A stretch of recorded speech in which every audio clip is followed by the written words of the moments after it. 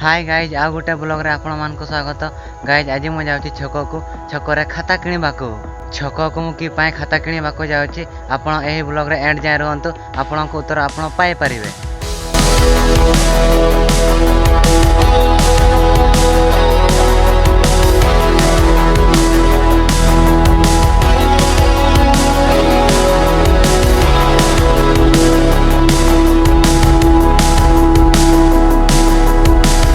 Finally guys मु छकरू खाता किणी आनी छी। आपण को से खाता देखौची, देखंतु एही खाता देखंतु गाइज। एही खाता गाइज मु खाता चारटा किनिली।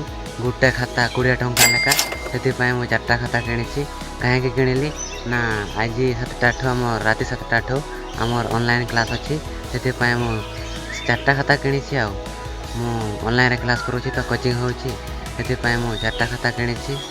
आ आपण यदि के जदि ऑनलाइन रे कोचिंग होउछथि ताले यस कमेंट करी कहंतु। आ के एथर माने कोचिंग केठी जाउछंती कोन करूछंती टिके यस बोली से माने यस बोली कमेंट करंतु। मु भी जाने कि केते कोचिंग होउछंती कि ट्यूशन होउछंती। आ एही ब्लॉग रे एठी रखिबा। आ देखा बा नेक्स्ट ब्लॉग रे। एही ब्लॉग आपन को केमति लागे छी कमेंट करी कहबे। देखा बा नेक्स्ट ब्लॉग रे।